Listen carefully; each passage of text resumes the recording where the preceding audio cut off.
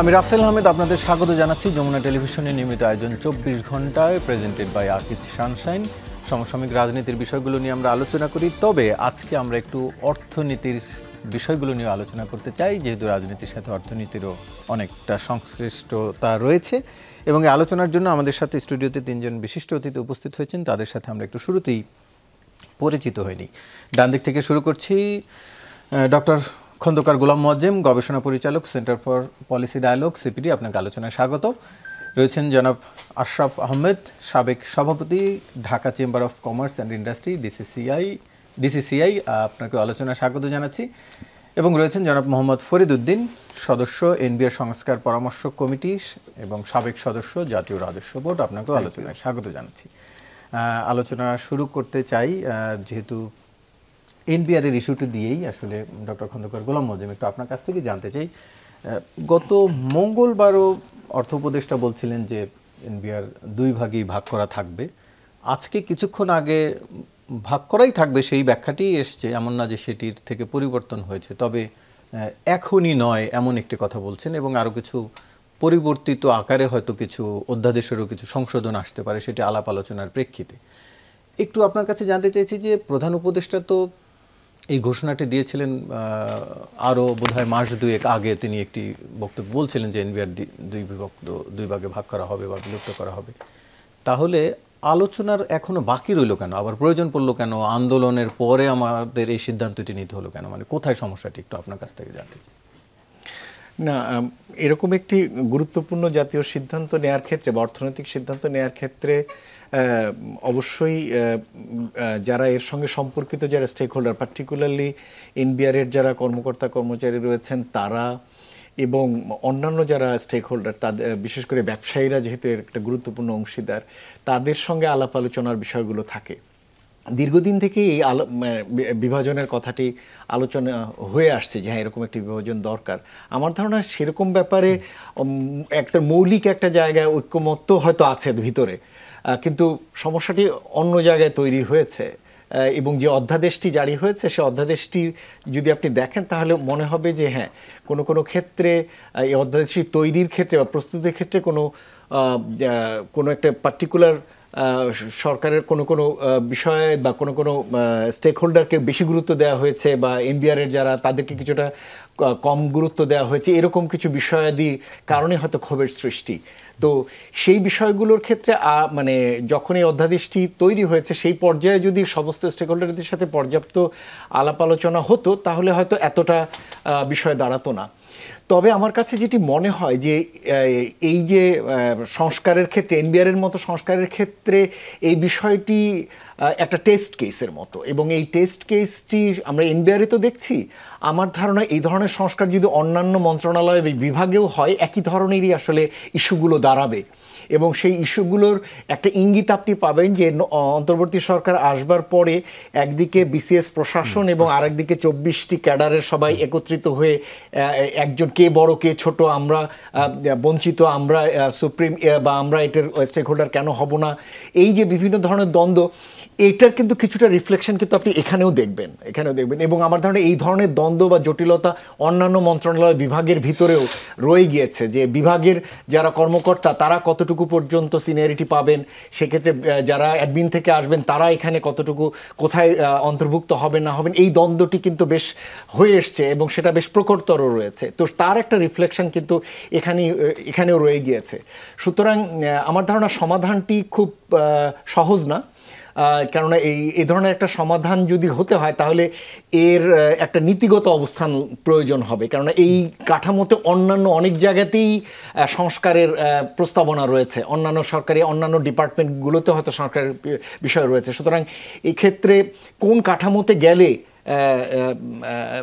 যারা রয়েছেন, এনবিআরের সঙ্গে রয়েছেন, তারা সন্তুষ্ট হবেন, এবং এর ফলে যারা অন্য ক্যাডার থেকে বিশেষ করে অ্যাডমিনিস্ট্রেটর যারা রয়েছেন তারা এক্ষেত্রে কোনো ধরনের মানে এখানে কোনো বাধার সৃষ্টি করবেন না বা এখানে তারা অনুমূলকভাবে কিছু দেখবেন না, এই বিষয়টি আমার মনে হয় যে পরিষ্কার করার প্রয়োজন রয়েছে।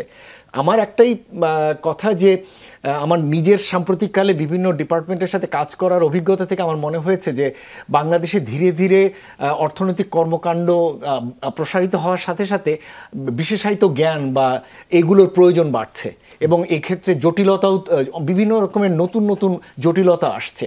সেই ক্ষেত্রে এই ধরনের বিশেষায়িত জ্ঞান সম্পন্ন যারা লোকবল তাদেরকে আপনি আসলে পাশে রেখে বা তাদের সুপিরিয়রিটি বা সিনিয়রিটি ইনশিওর না করে প্রশাসনের লোক দিয়ে বড় বড় সিদ্ধান্ত নেওয়ার বিষয়টি কিন্তু অনেক ক্ষেত্রেই সিদ্ধান্তগুলোকে দুর্বল করছে, অনেক ক্ষেত্রেই সরকারের যে প্রকৃত লক্ষ্য সেগুলো অর্জনের ক্ষেত্রে অনেক ক্ষেত্রে দুর্বলতা তৈরি করছে।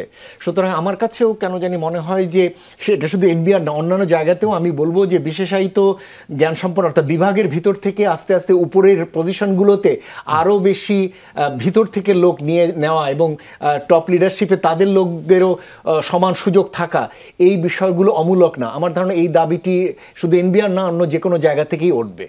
জি, যেন ফরিদউদ্দিন, একটু আপনার কাছ থেকে জেনে আসতে চাই, আপনারা যে প্রস্তাবটি দিয়েছিলেন সেখানে কি আসলে আপনারা এই ধরনের বিলুপ্তর প্রস্তাব দিয়েছিলেন কিনা, এবং সেই পদের ব্যাপারে এই অধ্যাদেশে যেই সুপারিশটি করা হলো যেটি নিয়ে বিরোধ আসলে এনবিআর-এর যারা রয়েছেন তাদের যে আন্দোলন, সেইখানে আপনারা পদের ক্ষেত্রে কি সুপারিশটি করেছিলেন? না, এখানে আসলে এনবিআর-এর সংস্কারের ব্যাপারে যে বিরোধটা এই মুহূর্তে আছে সেটা হচ্ছে দুটো বিষয়।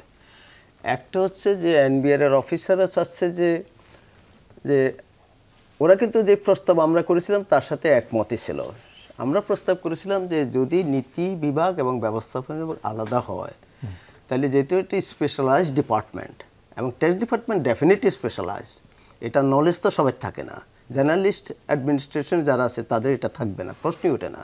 তো কাজে এই স্পেশালাইজড নলেজ জাত থাকবে, হোক না সে প্রাইভেট সেক্টর লোক অথবা প্রশাসনে হোক, জাত থাকবে, তিনি এটা নেতৃত্বে থাকবেন, তাহলে এটা ইফেক্টিভলি কাজ করবে, আদারওয়াইজ করবে না।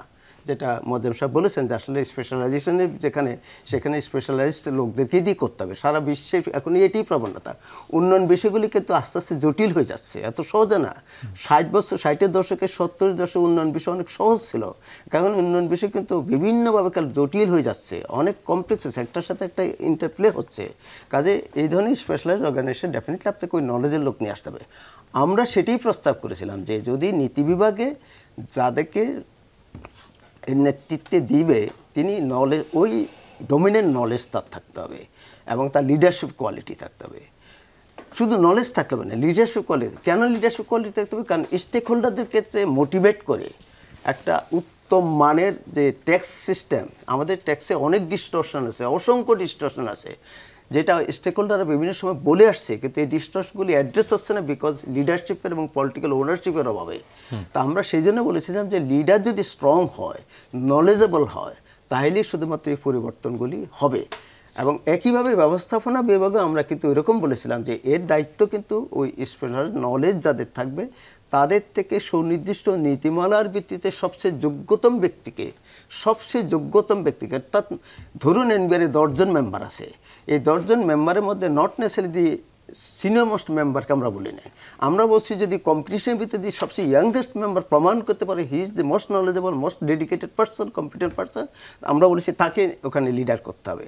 তার মানে আমরা যে প্রস্তাব করেছি এটি যদি গভর্নমেন্ট মানতো তাহলে এটা কিন্তু ব্যুরোক্রেসির অন্যান্য অংশে কিন্তু একটা বার্তা দিত যে সেই সমস্ত ডিপার্টমেন্টের জন্য যোগ্যতার লোকদেরকে, তাতে হবে কি দেখুন ইয়াং যারা চাকরিতে আসে তারা কিন্তু ওইটা মাথায় রাখতে যে আমার কেরিয়ারে ওখানে গিয়ে যদি উঠতে হয় তাহলে আমাকে ওই রকম কম্পিটেন্ট এবং ডেডিকেটেড লিডার হিসেবে তৈরি হয়ে আসতে হবে।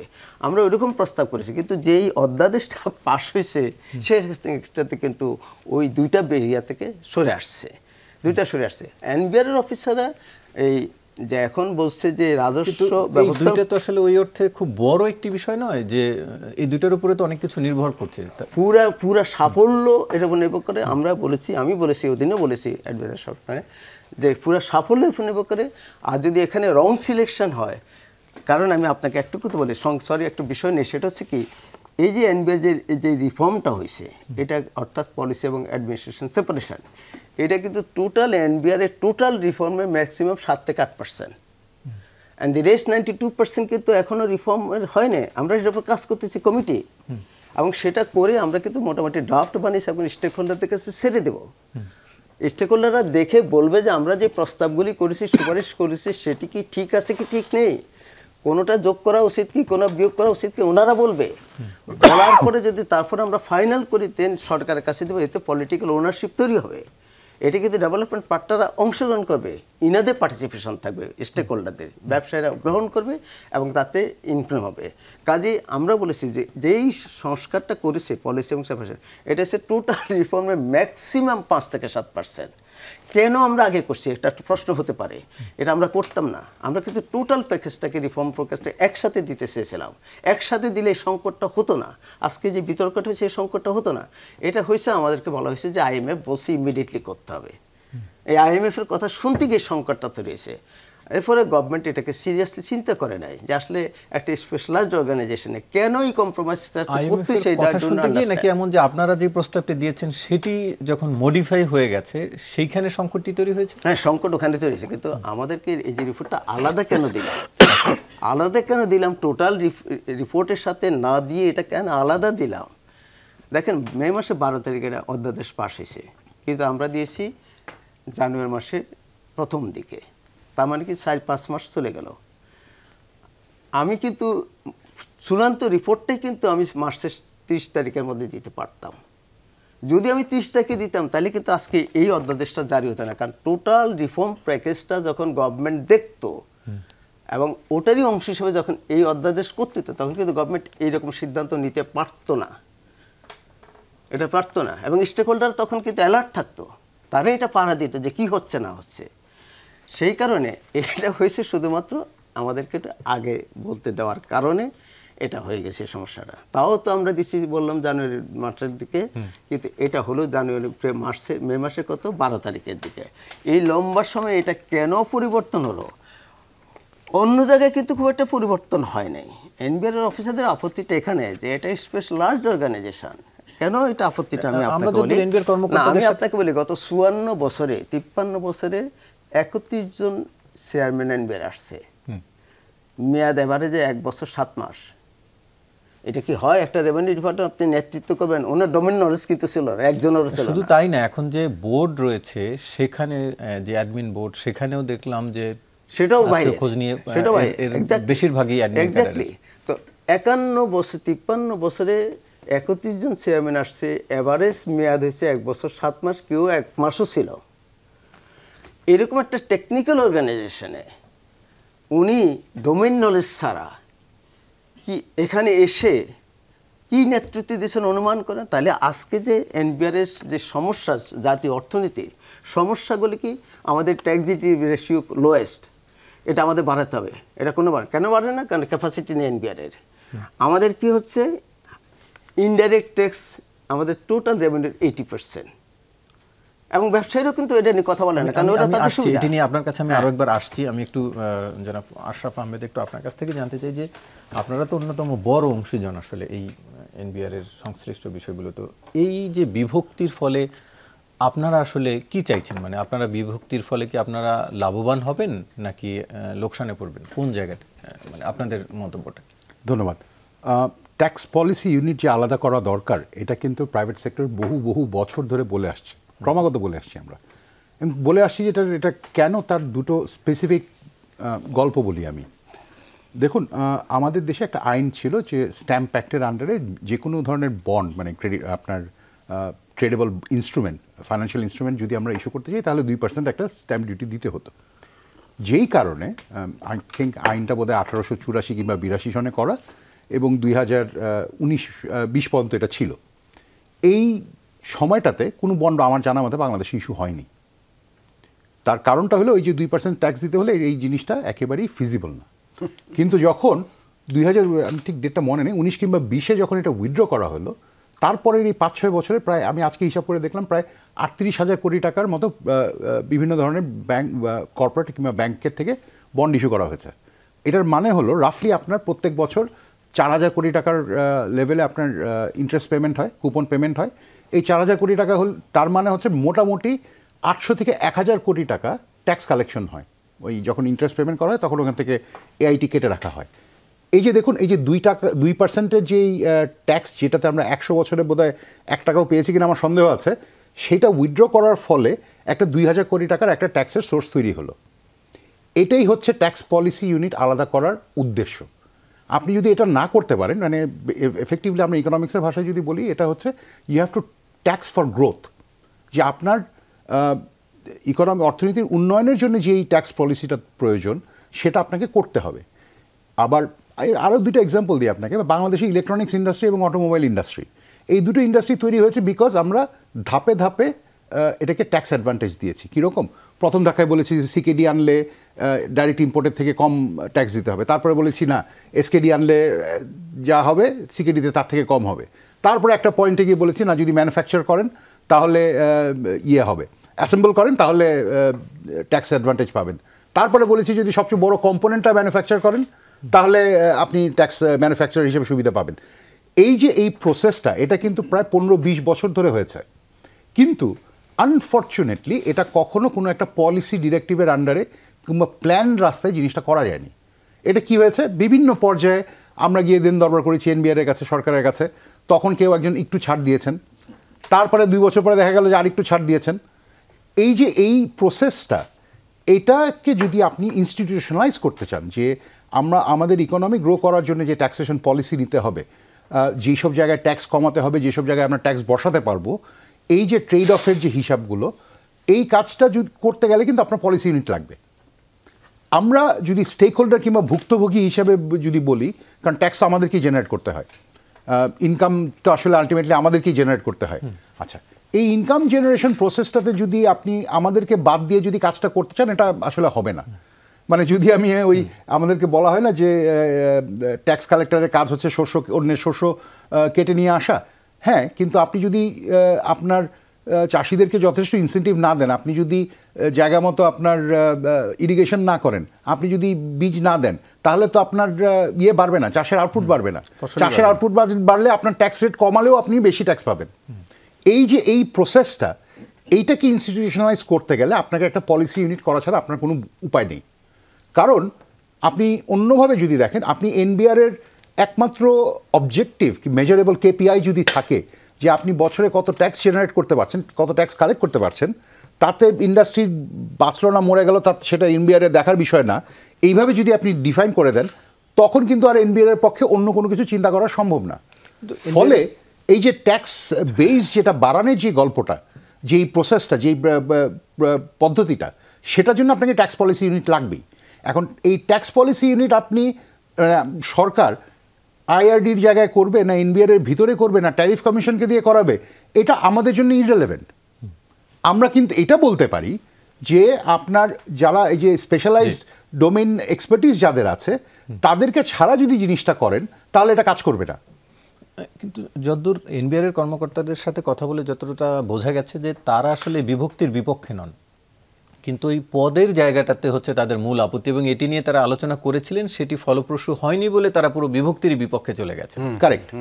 মানে এটাই হচ্ছে, আমি যদি এইভাবে বলি জিনিসটাকে, দেখুন, যে কোনো চেঞ্জ যখন আপনি ইমপ্লিমেন্ট করতে যাবেন যে কোনো অর্গানাইজেশনে, আমাদের প্রাইভেট সেক্টরেও তাই, আপনার অনেক ইস্যু আছে যেগুলো রেজিস্ট্যান্স আসে, অনেকের স্বার্থ কিছুটা হলেও সংক্ষুব্ধ, অনেকের বিরুদ্ধে বৈষম্য হয়ে যায়। যারা ধরেন বছরের পর বছর, 20 বছর 30 বছর ধরে একটা অ্যাসপিরেশনে একটা লাইনে কাজ করেছেন, তাদেরকে যদি আপনি কালকে সকালে হঠাৎ করে বলেন না, তোমাদেরকে আর এই লাইনে রাখা হবে না, এই ক্যারিয়ার পাস তোমাদের জন্য না, তখন তাদের জন্য ব্যাপারটা কিন্তু ভয়ঙ্কর।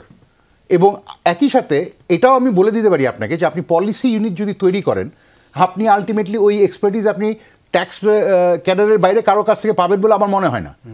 কিন্তু ওই পলিসির জন্য আপনাকে শুধু ট্যাক্স ক্যাডার দিলে হবে না, আপনাকে যে পলিসি ইউনিটকে আসলে স্টেক হোল্ডারদের সাথে কথা বলতে হবে, ব্যবসায়ী সংগঠনগুলোর সাথে কথা বলতে হবে, ইকোনমিস্টদের সাথে কথা বলতে হবে, আইন বিশেষজ্ঞদের সাথে কথা বলতে হবে। জি, আবার আলোচনায় ফিরবো, তবে তার আগে একটি বিরতি নিয়ে আসি। দর্শক, ছোট্ট একটি বিরতির পর ফিরছি, সঙ্গেই থাকুন। আবারও স্বাগত, দেখছেন 24 ঘন্টা। আলোচনায় ফিরতে চাই জনাব মোহাম্মদ ফরিদউদ্দিন, একটু আপনার কাছে আর একটু জানতে চাই, সামনে বাজেট এবং এরই মধ্যে আলোচনা এসছে বা বিভিন্ন জায়গা থেকে যেহেতু বৈদেশিক বিনিয়োগের পরিমাণ অনেকটাই কম, রাজস্ব আমাদের অর্থনীতির একটি অন্যতম বড় চালিকা শক্তি, সেই জায়গাতে এখনকার যে জটিলতাটি তৈরি হলো, কি প্রভাবটা পড়তে পারে? আমি পার্সোনালি মনে করি আমাদের যে টোটাল রেভিনিউ বাংলাদেশ এনবিআর আদায় করে এর 32-33% হচ্ছে ট্রেড ট্যাক্স, অর্থাৎ আমদানি পর্যায় থেকে আদায় করে। 35-36% হচ্ছে domestic VAT, and the rest 32% হচ্ছে ইনকাম ট্যাক্স। তো এগুলি ইনকাম ট্যাক্স এবং ভ্যাট যেটা আদায় করে এটা তো ধরেন তো সেলফ অ্যাসেসমেন্ট, সেলফ ক্লিয়ারেন্স, এটার জন্য তো ডিপার্টমেন্টে কোনো প্রয়োজন নেই। আর যে রেভিনিউ আদায় করে এর 80% এনবিআর যে রেভিনিউ আদায় করে আমদানি পর্যায়টা শুধু ইম্পোর্টাররা ডিক্লেয়ার করে বিল অফ এন্ট্রিতে, কাস্টমসের লোকেরা অ্যাসেসমেন্টটা করে দেয়। 80-90% ক্ষেত্রে যা ডিক্লারেশন থাকে সেই রকম অ্যাসেসমেন্ট করে দেয়। 10% ক্ষেত্রে কিছু সমস্যা হয় বলে এইচএস কোড বা বিভিন্ন ভ্যালুয়েশন নিয়ে সমস্যা হয় বলে ডিসপিউট হয়, সেটা কিছু কেটে যায়। 80% ক্ষেত্রে যা ডিক্লারেশন করে সেভাবে 90% ক্ষেত্রে চলে আসে। ডোমেস্টিক ভ্যাট আর ইনকাম ট্যাক্সের ক্ষেত্রে যেটা হয়, ইনকাম ট্যাক্সের তো বছরে একবার হয়, কিন্তু ইনকাম ট্যাক্সের 70-80% ট্যাক্স হয় সোর্সে কাটে, ওটা কিন্তু এনবিআর লোকেরা কাটে না, ওটা বিভিন্ন ডিপার্টমেন্ট কাটে, কোম্পানি কাটে। আর ভ্যাটেরও 40% কাটে বিভিন্ন ডিপার্টমেন্ট, এনবিআর না। তার মানে আমি হিসাব করে দেখছি বাংলাদেশের এনবিআর যে রেভিনিউ আদায় করে তার 80% ট্যাক্স কিন্তু এনবিআরের লোকেরা আদায় করে না, এটা বাইরের সংস্থাগুলিই করে। এটা কিন্তু মাথায় রাখতে হবে, এটা কিন্তু একটা information, this is very important. কাজে এনবিআর স্ট্রাইক করার কারণে রেভিনিউ ইম্প্যাক্টটা খুব একটা হবে না। হ্যাঁ, 2-1 দিন ইম্পোর্টের ক্ষেত্রে 2-4 দিন দেরি হবে, এটা তেমন সিরিয়াস কিছু না। আমাদের টার্গেট হচ্ছে এই যে বাইরের লোকদেরকে ট্যাক্স আদায় করে, এটা তো ঠিক না, তাহলে ডিপার্টমেন্ট থাকছে কেন? একদিন একজন ব্যাংকার নুরুল আমিন সাহেব প্রশ্ন উঠেছে, যদি ব্যাংকগুলিকে সব এনবিআর ট্যাক্স আদায় করতে হয় তাহলে এনবিআর কেন? আমারও প্রশ্ন, আমি এনবিআর অংশই বলছি, এনবিআর তাহলে কেন? আপনি টোবাকো ট্যাক্স আদায় করতেছে গভর্নমেন্টকে স্ট্যাম্প দিয়ে, সেখানে কিন্তু একটা বিশাল বাজেট ব্যয় হয়, এটা কিন্তু সমালোচনা হওয়া উচিত যে কেন অর্গানাইজেশন থাকলে ওটা করতে হবে। আগে মেলা হইতো, আমার যদি সার্কেলই থাকে, কমিশনার থাকে, তারপর মেলাতে কেন আবার 50 কোটি 60 কোটি টাকা খরচ করতে? এটা কিন্তু সবাই সিভিল সোসাইটির প্রশংসা করছে, বাট আমি কিন্তু সবসময় এটা বিরোধিতা করেছি। কেন? আমার একই প্রশ্ন যে আইন প্রয়োগকারী সংস্থা, এক সংস্থা থাকতে আরেকটা সংস্থা কেন? তার মানে কি পাবলিক মানে এভাবে খরচ করবেন? কাজে এটা খুবই ইম্প্যাক্ট হবে না, ইম্প্যাক্ট হবে না। তবে হ্যাঁ, ডেফিনেটলি যে মানুষের মধ্যে তো একটা আতঙ্ক তৈরি হচ্ছে, সার্ভিস ঠিক হতে পারছে না, এরকম একটা যেটাই এনবিআর করে সেটা তো হচ্ছে। ফর এক্সাম্পল, কারো একটা সমস্যা নিয়ে সে এনবিআর গেছে, এখন সেটা যদি ক্লারিফিকেশনের দরকার, এটা যদি ডিলে হয়, প্রোটেকশনের জন্য গেছে ডিলে হয়, বা একটা নোটিফিকেশন হওয়া দরকার সেটা ডিলে হয়, টু দ্যাট এক্সটেন্ট ক্ষতি হবে, খুব একটা সিরিয়াস কোনো ক্ষতি হবে না।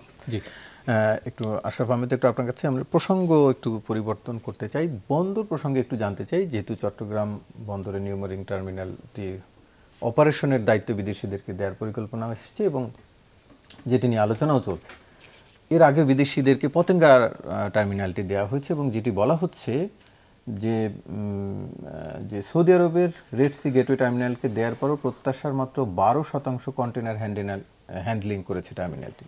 মানে বিদেশি অপারেটর হলেই যে সেটি আমাদের হ্যান্ডেলিং বাড়াবে, শুধু সক্ষমতা না পরিমাণটিও বাড়াবে, তা আসলে তার গ্যারান্টি কী দেয়? যেহেতু আপনার কাছে জানতে চাইছি যে ব্যবসায়ীরা, বেশিরভাগ ব্যবসায়ীরাই আসলে বিদেশিদের পক্ষে বোধহয় কথা বলছে অনেকেই।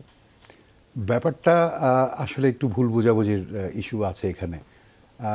আমাদের জন্যে পোর্ট কিন্তু বাংলাদেশেরই থাকছে, চিটাং পোর্ট অথরিটিরই থাকছে। অপারেটর কে, ক্রেনটা কে অপারেট করবে, কে জাহাজ থেকে মাল নামিয়ে আমাদের ট্রাকে তুলে দিতে পারবে, তার জাতীয়তা কি, সেটা নিয়ে আসলে আমাদের কোনো বদারেশন নেই। আমাদের কি দরকার, কত তাড়াতাড়ি কত কম খরচে আপনি কন্টেনারটা বের করে দিতে পারছেন আমাকে। এখন এই এফিসিয়েন্সির ডিসকাশনে আপনি দেশি না বিদেশি, সেটা আমার মনে হয় না আদৌ আমাদের জন্য কিছু আসে যায়। আমাদের জন্য যেটা আসে যায় সেটা হচ্ছে যে, এক নাম্বার হচ্ছে আমাদের খরচ কত হচ্ছে, কত দ্রুত কাজটা করতে পারছেন, এই যে এফিসিয়েন্সি লেভেলটা, এটা আমাদের যে কম্পিটিটররা যারা আছেন, দুনিয়া শুদ্ধ অধিকাংশ দেশই আমাদের কম্পিটিটর, মানে আমরা যেসব মার্কেটে কম্পিট করি তাদের থেকে কতটা ভালো, তাদের থেকে কতটা কম দামে এটা আমরা পাচ্ছি। এই ডিসকাশনের সাথে আমাদের সভরেনিটি কিংবা আমাদের বন্দর দিয়ে দিলাম কিংবা এই ডিসকাশন আমার মনে হয় দুটো এক প্যারাগ্রাফে না করাটাই বোধহয় বেটার, কারণ দুটো আসলে কমপ্লিটলি আলাদা জিনিস। আপনি আপনার কন্ট্রোল, বন্দরের উপরে কন্ট্রোল আছে কিনা, আপনার কাস্টমসের কন্ট্রোল আছে কিনা, আপনার নেভির কন্ট্রোল আছে কিনা, আপনার পোর্ট অথরিটির কন্ট্রোল আছে কিনা, যে আপনি মনিটর করতে পারছেন কিনা কি আসছে কি যাচ্ছে, এই ডিসকাশনটার সাথে কত তাড়াতাড়ি কন্টেইনার নামানো যাচ্ছে, দুটো কিন্তু এক নীতিতে বিচার করা উচিত না। সো এইটা হচ্ছে আমার পজিশন। এই পার্সপেক্টিভে আপনি যদি দেখেন, আপনি একটা বিদেশি অপারেটর নিয়োগ করলেই যে আপনার সব কিছুর সাথে সাথে ঠিক হয়ে যাবে, এটা একেবারেই ভুল ধারণা। আপনি যদি ধরা যাক যে পৃথিবীর সবচেয়ে মোস্ট এফিশিয়েন্ট পোর্ট অপারেটরকে আমি যদি বাংলাদেশে দায়িত্ব দিয়ে বলি, তুমি আমাকে সেম লেভেল অফ এফিসিয়েন্সি দিয়ে কাজটা করে দাও, সে কিন্তু পারবে না। তার অনেকগুলো কারণ আছে। বিকজ দেখুন, কোনো অর্গানাইজেশনের পক্ষেই আইসোলেশনে কাজ করা সম্ভব না। আপনি যদি আমাকে একটা 70 বছরের পুরানো ক্রেন দিয়ে বলেন এটা সবচেয়ে লেটেস্ট ক্রেনের সাথে কম্পিট করতে হবে, ভাই আমি পারবো না। সো এই যে এই জিনিসগুলো, যে এটাকে এই ইকোসিস্টেমটাকে যদি আপনাকে এফিশিয়েন্ট করতে হয়, আপনার কিন্তু অনেকগুলো জায়গায় হাত দিতে হয়। আমি আসলে না বলে পারছি না। আমি খুব সহজ একটা জিনিস বলি, আমরা আমাদের কাস্টমসের ডকুমেন্টেশন, বাইরে থেকে যখন ডকুমেন্ট আসে, সেটা আমরা কি করি, ঢাকায় একটা আমাদের ব্যাংকের হেডকোয়ার্টারে আসে, ব্যাংক সেটা এন্ডোর্স করে, 2 দিন পরে সেটা চিটাগাং কাস্টমসে হার্ড কপিটা যায়। এই যে এই চেইনটা, এটা একটা মিনিমাম 48 to 72 আওয়ার্স লাগে। আমাদের চিটাগাং কাস্টমস হাউসের যে অটোমেটেড প্রজেক্ট যেটা আছে আসাইকুডা, সেখানে একটা মডিউল আছে যেটা এই সেম সার্টিফিকেটটা ইলেকট্রনিক্যালি আসতে পারে। আপনার শিপিং কোম্পানি হানজিন আপনাকে ইলেকট্রনিক্যালি ওই সার্টিফিকেট দিয়ে দিবে, ওটা আপনার ব্যাংকের কাছে এসে এনরোজ করে আবার ফেরত যেতে সময় লাগবে 30 মিলি সেকেন্ড, চিটাগাং পোর্টের কাছে এটা চলে যাবে। এই কাজটা আমরা কেন করছি না এটার আনসার আমার কাছে নাই। সিস্টেমটা আছে এটা আমি জানি, মডিউলটা আছে এটা আমি জানি, কেন করছি না এইটা আমি বলতে পারবো না, এটা ফরিদ ভাই বলতে পারবেন হয়তো বা। কিন্তু ব্যাপারটা হচ্ছে, দেখুন এই যে এফিসিয়েন্সির জায়গাগুলো, এগুলোর ব্যাপারে কথা না বলে অযথা যে জিনিসগুলো ইম্পর্টেন্ট না সেগুলো নিয়ে কথা বলার আমার জন্য কোনো যৌক্তিকতা আছে বলে আমি মনে করি না।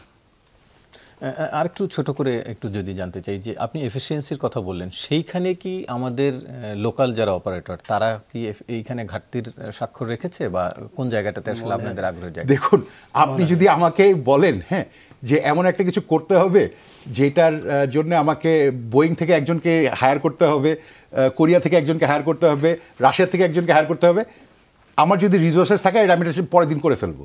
আমাদের জন্য, প্রাইভেট সেক্টরের জন্য এটা আসলে কোনো ফ্যাক্টর না। এই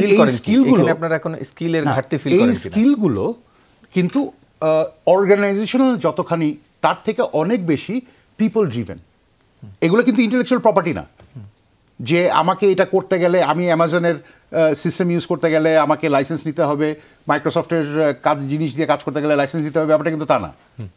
সো এই যে রিক্রুটমেন্টের ব্যাপারটা, এটা আপনি দেশি কোম্পানিকে দিয়েও করাতে পারেন। আপনি যদি সঠিক দেশি কোম্পানিকে না দেন, সেটাও হবে না। আপনাকে একটা কাজ করতে দিলে আপনি যেটা যত ভালোভাবে পারবেন, আমি ওটা অত ভালোভাবে পারবো না।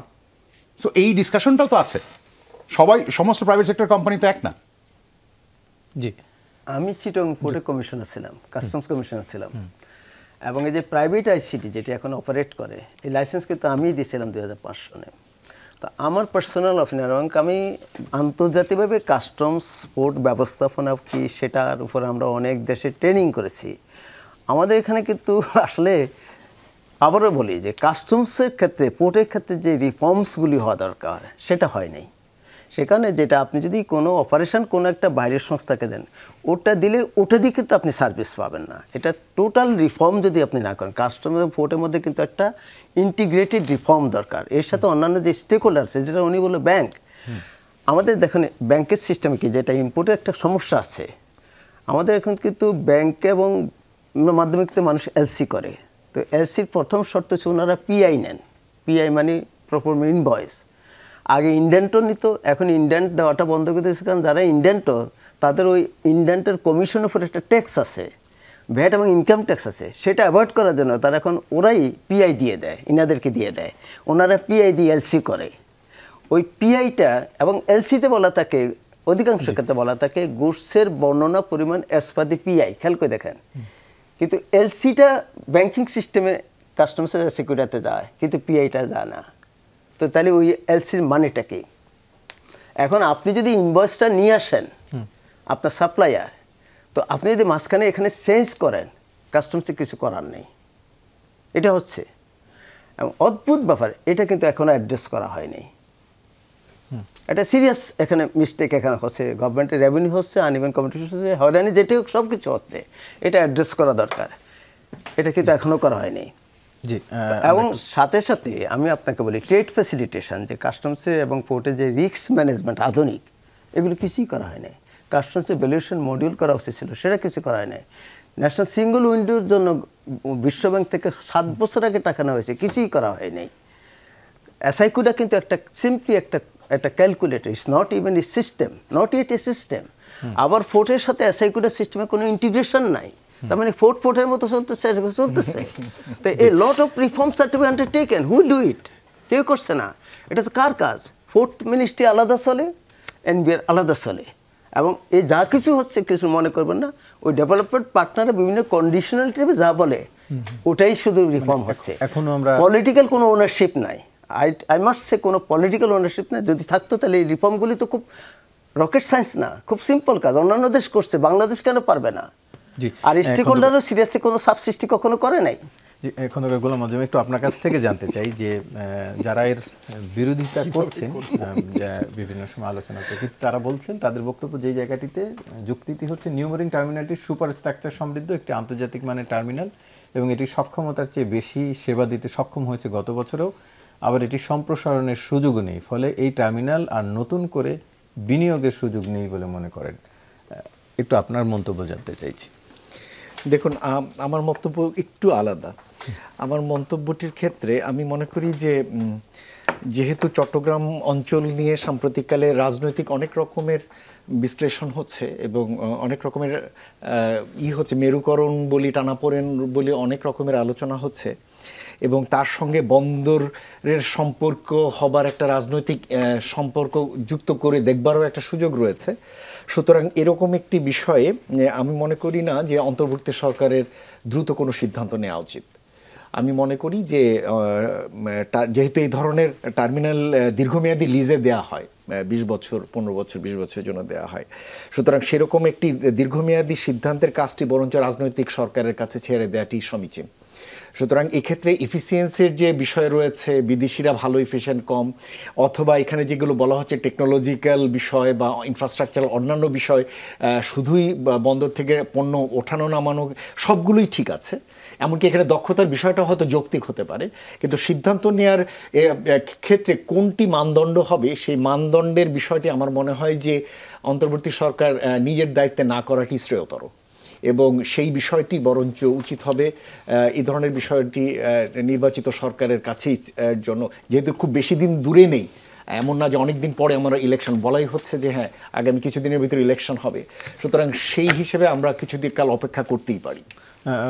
আমি একটু যোগ করি এখানে যে অন্তর্বর্তী সরকারের প্রধান উপদেষ্টার প্রেস সেক্রেটারি তিনিও বলেছেন বিভিন্ন সময়, এমনকি কয়েকদিন আগেও বলেছেন যে এর ফলে আমাদের দেশে বিনিয়োগ বাড়বে, কর্মসংস্থান বাড়বে এবং তাদের এই কাজটি করার এখতিয়ার রয়েছে, অর্থাৎ যেহেতু নির্বাহী বিভাগের কাজ, ফলে এটি করতেই তারা পারেন। এটি এমন না যে তারা এখতিয়ার বহির্ভূত কোনো কাজ করছে। হ্যাঁ, এটি তারা বলতেই পারেন।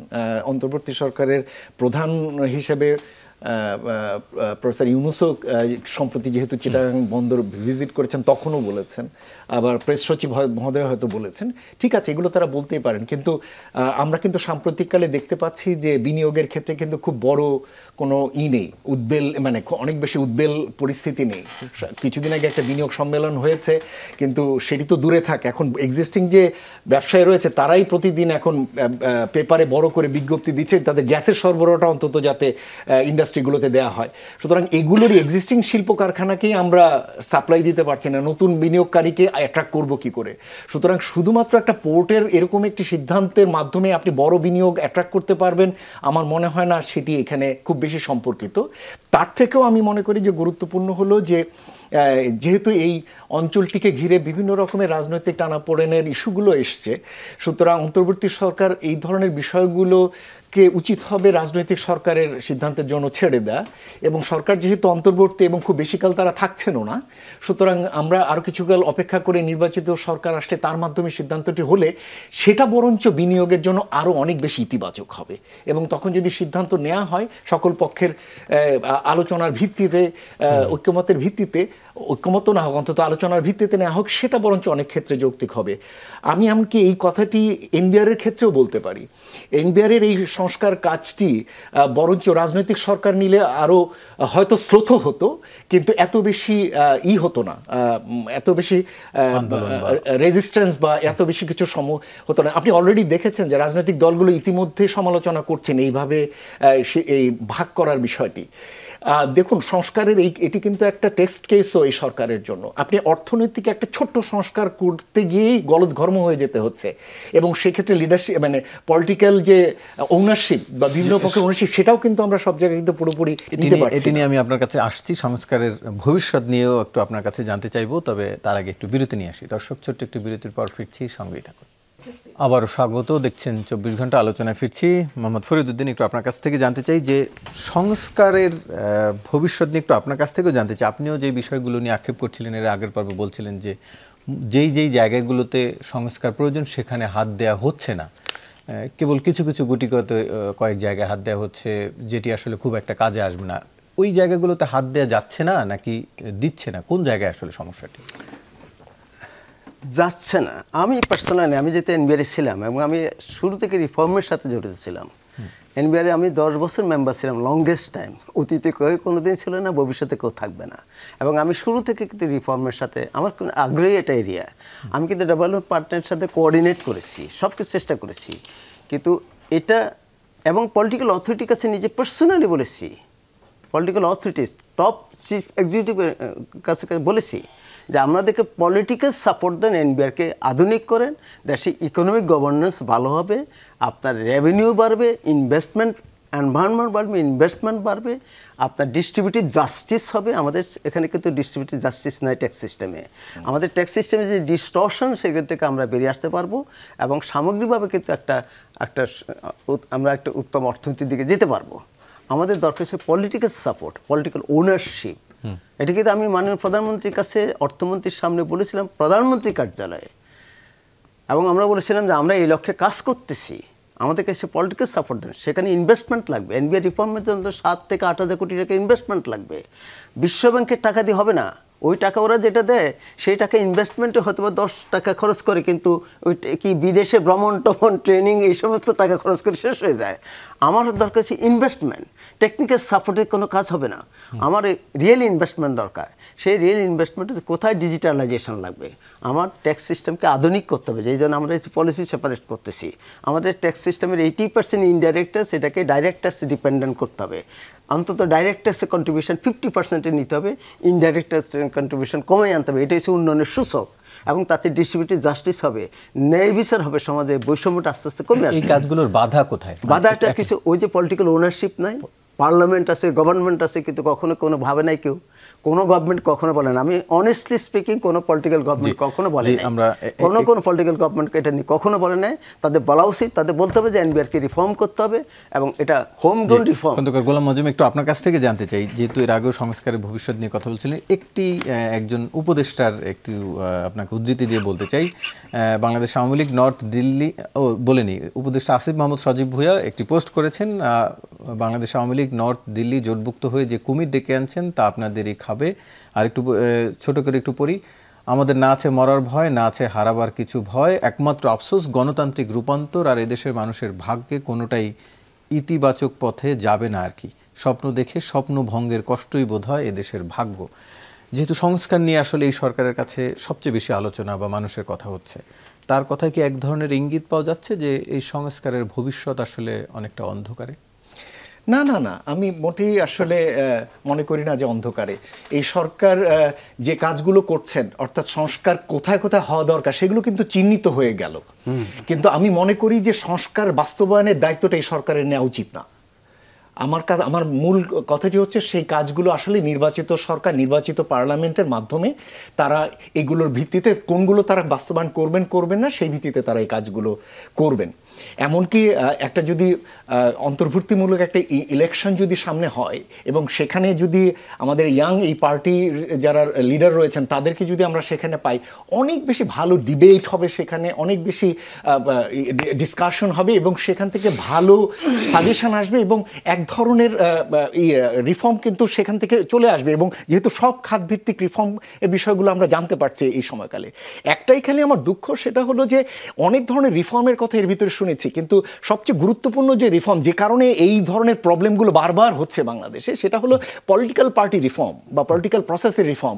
সেই ধরনের কিন্তু কোনো উদ্যোগ নেওয়া হলো না এই সময়কালে। ওটা বরঞ্চ ওটা হলে এক ধরনের অ্যাকাউন্টেবিলিটি, ট্রান্সপারেন্সির জিনিসগুলো ইনশিওর করা যেত।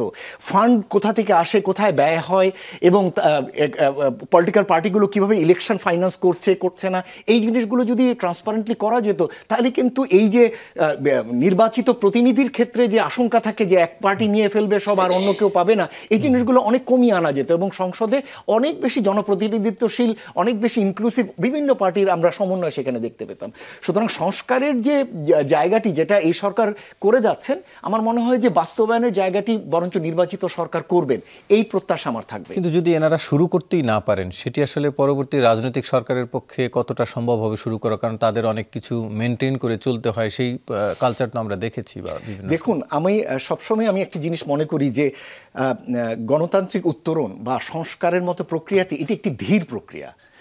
কেন জানি আমরা সবসময় মনে করছি যে সব সংস্কার আমরা কালকেই করে ফেলি। এটি কি শুধু বাংলাদেশের জন্যই ধীর নাকি পুরো বিশ্বের জন্যই ধীর? পুরো বিশ্বের জন্যই। প্রত্যেকটি দেশে তার কালচারের উপর ভিত্তি করে পরিবর্তনগুলো হয়।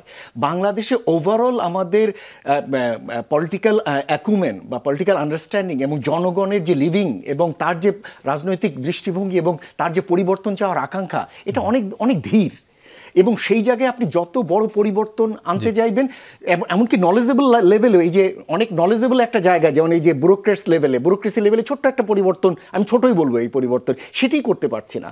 আর সাধারণ জনগণ লেভেলে যখন বড় পরিবর্তনের চেষ্টা করবেন, সেটা তো আরও বেশি চ্যালেঞ্জিং। সুতরাং সেই জায়গা থেকে আমার মনে হয় যে অনেক দ্রুত অনেক বড় পরিবর্তন করার চেয়ে ধীরে ধীরে রাজনৈতিকভাবে সহনশীল, গ্রহণযোগ্য একটা প্রক্রিয়ার মাধ্যমে আমাদের করা উচিত মনে করছেন। আশরাফ আহমেদ, একটু আপনার কাছ থেকে জানতে চাই যে এর আগে যুক্তরাষ্ট্রের যে বাড়তি শুল্ক নিয়ে ব্যাপক আলোচনা হয়েছে, আজকেও গণমাধ্যমের খবরে জানা গেছে যুক্তরাষ্ট্রের সাথে ভারত বাণিজ্য চুক্তি করতে যাচ্ছে। আমরা যতদূর জেনেছি যে বাংলাদেশের কাছ থেকে লিখিত প্রস্তাব চেয়েছে যুক্তরাষ্ট্র।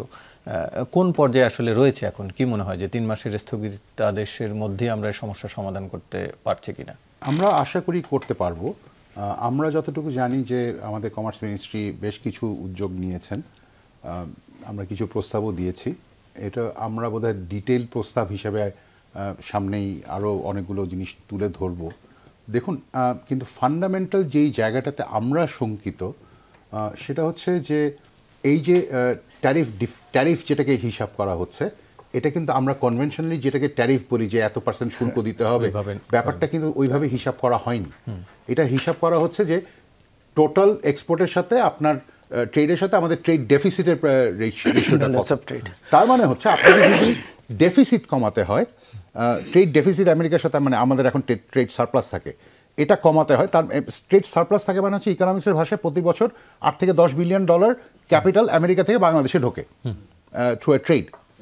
এখন এটাকে যদি আপনি জিরো আউট করে দেন, জিরো আউট করলে আপনি হয়তো বা আপনার কিছুটা ট্রেড বাড়বে, কিন্তু দিনের শেষে মোটামুটি আমাদের খুব একটা লাভ, তার মানে আমাদের আমেরিকার সাথে ব্যবসা করে কোনো লাভ থাকবে না। একটা কাজ করতে পারি আমরা, যে আমরা অন্য দেশ থেকে না কিনে আমেরিকা থেকে কিনতে পারি। যে এখন আমরা সয়াবিন কিনি, LNG কিনি, ধরেন আপনার কিংবা উইট কিনি, কানাডা থেকে কিনি, অস্ট্রেলিয়া থেকে কিনি, কিংবা মিডল ইস্টের কাছ থেকে কিনি। আমরা যদি এই আমদানিগুলো যদি আমেরিকা থেকে করি, তাহলে এটা হয়তোবা সম্ভব হবে। কিন্তু সেক্ষেত্রে আমাদের মাথায় রাখতে হবে আমাদের যে অন্যান্য যেই দেশগুলোর সাথে যে সম্পর্ক, সেখানেই বা কী হবে। আবার এখানে আরেকটা অদ্ভুত জিনিস আছে যেটা আমেরিকার ক্ষেত্রে সবচেয়ে বেশি প্রযোজ্য। আপনি যদি আপনার চারপাশে দেখেন, আপনি অসংখ্য আমেরিকান প্রোডাক্ট দেখতে পারবেন। মাইক্রোসফটের প্রোডাক্ট থেকে শুরু করে আপনার all the software that you see, all the phones that we use, এটার মেজরিটি হচ্ছে আমেরিকান প্রোডাক্ট, কিন্তু কোথাও মেড ইন আমেরিকা সিল মারা নেই। জি, শেষ করতে হচ্ছে আজকের আলোচনা। আপনাদের 3 জনকে ধন্যবাদ জানাচ্ছি। দর্শক, এই ছিল আজকের 24 ঘন্টার আয়োজন। সাথে থাকার জন্য